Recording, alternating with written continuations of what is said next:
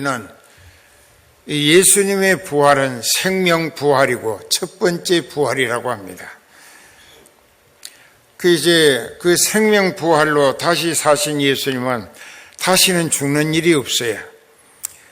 지금도 보좌 우편에 계시면서 저와 여러분들을 위해서 천국 들어올 믿음을 성공적으로 결실해서 하늘나라 꼭 오라고 기다리고 계십니다. 요한복음 14장 1절 이하에서 예수님은 이렇게 여운의 약속을 남기셨어요. 너희는 하나님을 믿으니 또한 나를 믿어라. 그렇지 않으면 내가 너희에게 일렀으리라. 내가 너희를 위하여 처소 살 집을 예비하러 가노니 가서 예비하면 내가 다시 너희에게로 와서 너희를 영접하여 영접하여 나 있는 곳에 즉 하늘나라 내가 너희를 위하여 지어놓은 그 집에 너희도 함께 나와 같이 살게 하려 함이라 했습니다. 예수님은 지금 하늘나라 하나님 보좌 오른편에 계시면서 자기를 믿고 회개해서 지옥 갈 인생이 죄와 지옥 형벌을 벗어나길 바라시고 성령을 받아 성령에 이끌리며 순종하고 그래서 하나님 뜻대로 쓰임받다가 하늘나라 가게 되면은 예수님이 예비하신 영원한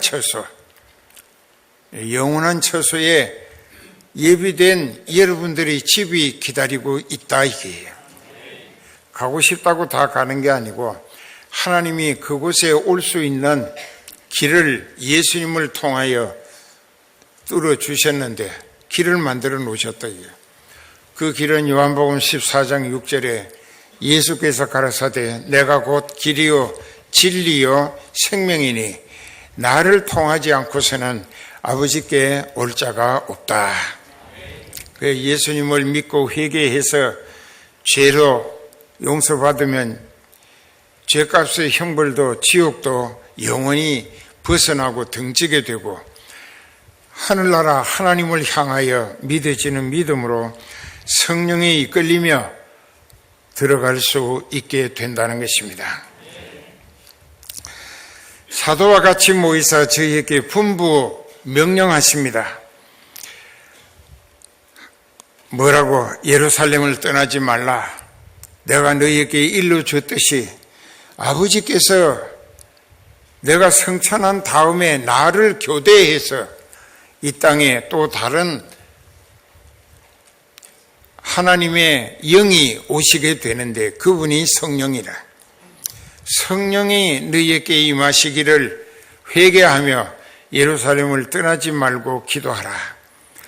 그러면 우리가 날짜를 유대인의 절기가 크게 5개가 있는데 유월절이 있고 초국절이 있어요. 그 다음에 이제 구약시대는 7일절 맥주절이라 했고 오순절 이후부터 오순절이라고 했습니다. 그 다음에 나팔절이 있어 예수님이 재림하시는 하나님의 나팔소리, 그 다음에 예수님이 재림하시고 나면 그리스도의 왕국이 이루어지는데 그것을 초막절이라고 성경엔 그렇게 기록하고 있습니다. 이 5개의 절기 잊지 마세요.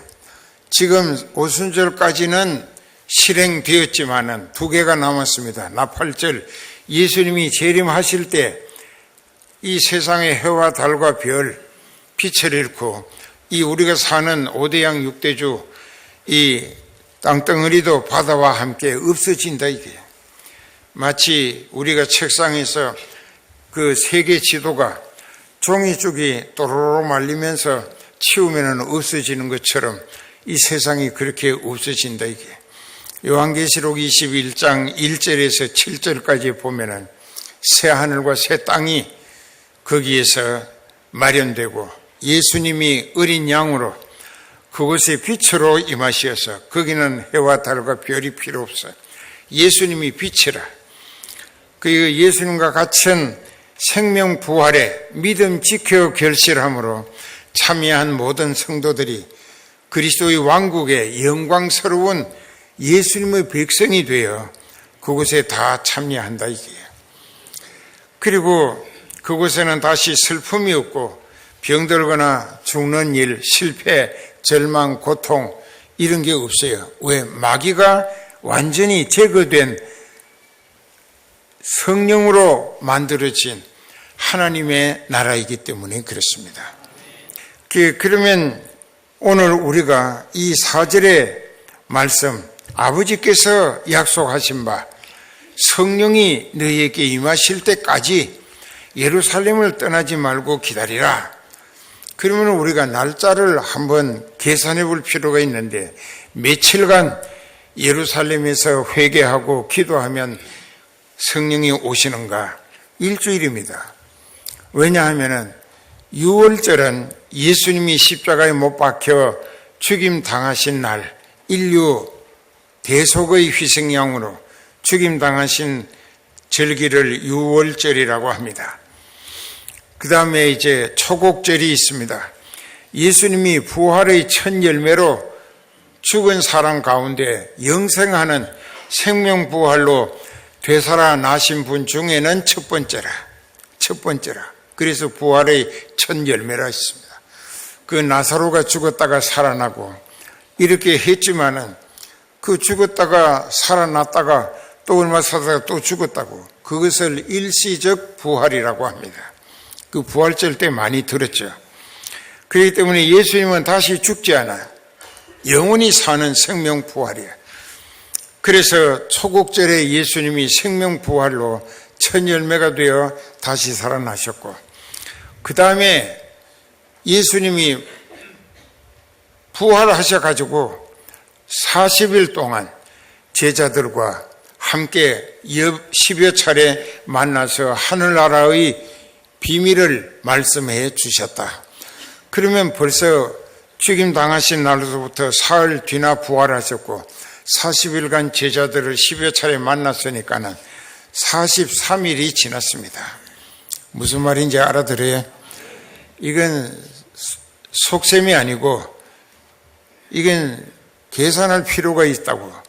그래서 계산을 해보면 43일이 되던 날 예수님이 감람산에서 흰옷 입은 주 천사가 하늘에서 내려와서 한쪽 팔을 붙들고 공중으로 붕 떠 올라가시는 거예요. 오늘 지금 이 장면이 그 장면입니다. 그때 우리가 하늘나라로 가셨다. 하늘나라는 저 블루 스카이, 파란 하늘이 아니고 하나님 아버지가 다스리시는 곳이 하늘나라입니다. 그리로 가셨다 이게.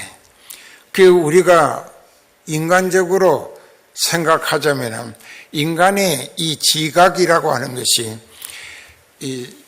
어떤 사물을 접하거나 설명을 들었을 때 인간의 타락한 이성의 지각으로도 이해할 수 있는 부분을 형이하학이라고 합니다. 그리고 사람의 두뇌로 지각으로 도저히 이해가 되지 않는 부분에 대한 상황이나 설명을 들었을 때 도저히 이해할 수 없다, 나로서는 알아차릴 수가 없다 하게 되는 것을 형이상학이라고 합니다. 형이상학이라는 얘기예요. 그런데 그것은 세상에서 사람들이 만든 이야기고 우리가 말하는 이 성경에 예수님이 흰옷 입은 두 천사에게 받들려서 하나님 다스리시는 나라로 가셨다 하는 것은 사람의 생각으로 이 어떤 지각적인 판단에 의해서 어떤 위치, 뭐 동경 몇 도, 또 북위 몇 도, 뭐 이런 걸로 이해할 수 없는 것이에요. 왜? 예수님은 부활하신 몸이 하나님이시기 때문에 영적인 나라에 들어가셨다. 그렇게 이해하시면 됩니다. 그 다음에 5절에 보면은 여기 그렇게 됐습니다. 요한은 물로 세례를 주었다. 요한이 물로 요단강에서 세례를 주며 회개하라, 천국이 가까웠다. 그때 요한이 말한 천국은 예수님을 천국이라고 대칭으로 호칭한 것입니다. 천국이 가까웠다는 것은 예수님이 오셨다 그 말씀이에요.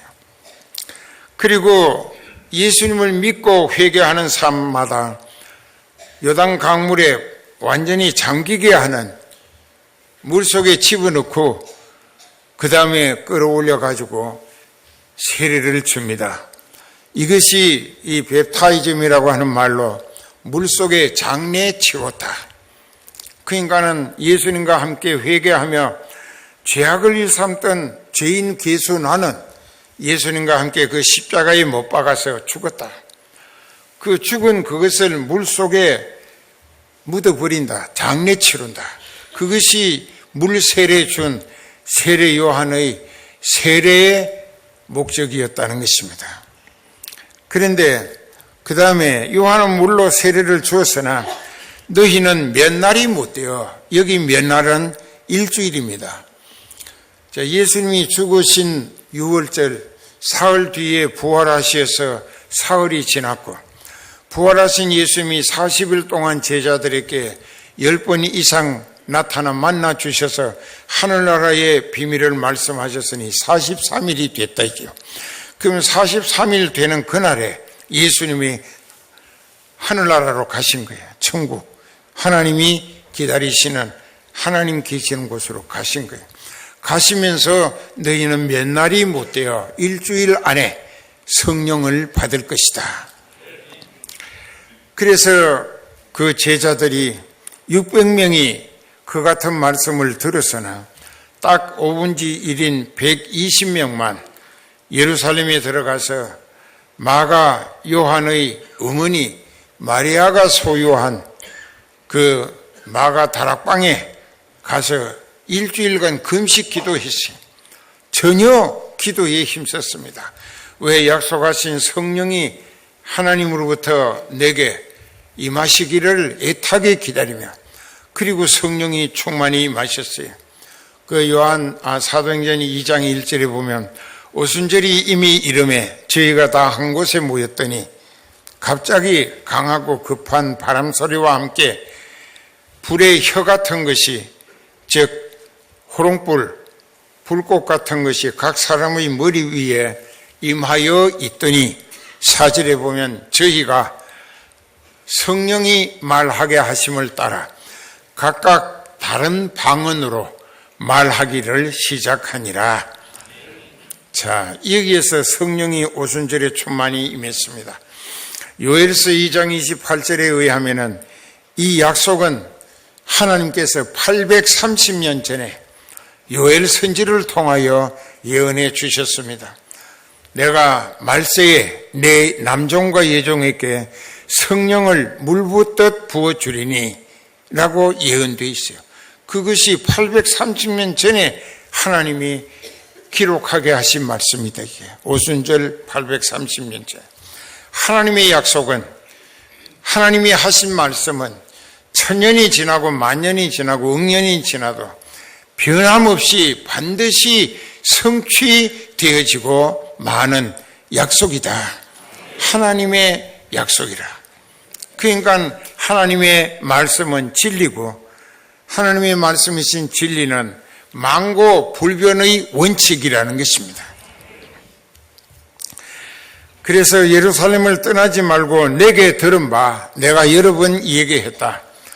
요한복음 14장 16절에 예수님이 이렇게 말씀하셨어요. 내가 또 아버지께 구하겠으니 그가 다른 보혜사를 너희에게 보내주사 너희와 영원히 함께 있게 하시리니 저는 진리의 영이라. 진리의 영은 예수님의 영이라는 뜻입니다. 예수님이 하나님께 기도하면 아버지 하나님께서 성령을 보내주셔서 성령 받은 그 사람과 이 사람이 성령 받았다면 이 사람에게 하나님이 주신 성령은 이 사람과 함께 영원히 같이 산다 이거예요. 근데 우리가 여기서 뒤집어 깨달아야 할 것이 있다고. 그게 무슨 뜻이냐 하면은 이 사람은 얼마 안 살고 죽어. 장 목사도 죽고 여러분들도 죽는다고. 그런데 하나님의 성령이 이 사람 육체에 임하신 것이 아니라 에베소서 2장 1절에 보면 허물과 죄로 죽었던 너희 영을 살리셨도다. 하나님으로부터 버림받아서 하나님과 분리되고 떨어져 나가 버린 상태, 유기된 상태에 있었던 영이 하나님이 성령을 보내시니까는 그 영에 하나님의 성령이 접붙여지니까 하나님과의 관계가 끊어져서 죽은 상태에 있던 영이 하나님의 성령이 오셔서 되살려 내신다. 이게 접붙여짐으로 이것을 거듭났다, 성령 받았다, 하나님의 아들 딸이 됐다 하는 것입니다. 그래서 우리가 생각해야 될 것은 내 영이 허물과 죄로 죽어서 하나님으로부터 분리된 떨어져 나가 지옥길을 끌려가고 있었는데 마귀에게 하나님이 회개한 나에게 성령을 보내주심으로 성령이 내게 오셨다고 하면은 이제 그 성령이 나와 하나님 사이를 다시 연결시켜서 연합하게 해 주셨다. 이제 연결시켜 주신 거예요. 그러니까 하나님은 생명의 본체신데 성령은 하나님의 영이시고 하나님의 영이 오셔서 하나님께서 떨어져 죽어 있는 이 영에게 가서 접붙여지니까 이 영이 되살아나, 그리고 그 즉시 이 영은 하나님과의 관계가 회복되고 되살아난 영은 성령의 중재를 의하여 하나님과 다시 하나 되는 연합을 이루게 된다는 것입니다. 그렇게 되는데 예수님은 이걸 애써 증거하십니다. 그러면 세례를 두 가지로, 오늘 물세례를 받습니다. 물세례 받았다고 다 천국 가는 거 절대로 아닙니다. 그래서 여기도 요한이 주는 세례 받고 천국 가는 것이 아닙니다. 왜냐? 성령의 불세례를 받은 사람이라야 천국 갈 수 있어요. 성령의 불세례는 어떤 것인가? 사도행전 10장 1절에 보면은 가이사라의 고넬료라고 하는 이탈리아 군대의 백부장이 있었습니다. 그 사람이 망한 나라, 유대 나라의 치안을 맡아 왔으면서 그는 열심을 다하여 망한 백성 이스라엘의 하나님 여호와의 백성 되기를 소원하고 금식하면서 그 하나님 나를 하나님의 백성으로 구원해 달라고 기도하고, 또 자기가 할 수 있는 한 그 파견 대장으로서 100명의 부하가 있는데 그 부하들을 시켜서 유대인들의 어려움을 자기가 부대에 가진 모든 자기 자신의 직권으로 할 수 있는 데까지 유대인들의 가난을, 먹을 것을 공급해주고 입을 것도 나누어주고 이렇게 보살펴 줬어요. 왜? 하나님께 구원 얻기를 바라서. 그러는데 어느 날 제9시 기도 시간에 기도하는데 하나님의 천사가 자기 앞에 나타났어요. 말합니다. 하나님 말씀에 하나님께서 네 기도를 들으셨고 네 구제하는 것을 기뻐하신다. 그렇기 때문에 하나님이 유대인들의 범죄한 죄값으로 로마에게 망하게 했지만은 그래도 하나님은 로마의 하나님이 아니라 이스라엘의 하나님이시다. 이게 자기 백성의 믿음이 바로 세우시기를 바라서 환난에 붙이신 것이다. 이게 그래서 이제 네가 내 백성을 그토록 보살피고 긍휼과 사랑으로 도와줬기 때문에 내가 참 기쁘게 생각한다. 그리고 네가 내게 구원 얻기를 원하면 내가 쓰는 사람, 성령이 충만한 베드로가 지금 요빠라고 하는 곳에 피장 시몬의 집에 머물고 있다.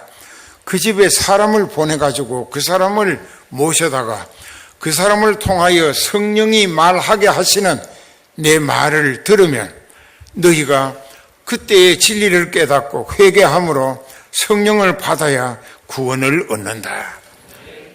그래서 고넬료가 신실한 부하 두 사람을 보냈습니다. 베드로를 모셔왔어요. 그 안에 있었던 일은 생략하고 베드로가 왔습니다. 와가지고 베드로가 오니까는 그 집에 군대 100명하고 부하 100명이죠. 그 집에 하인들하고 또 가족들하고 전부가 100몇십 명이 거기 모여가지고 부흥해야 할 준비하고 기다린 거예요.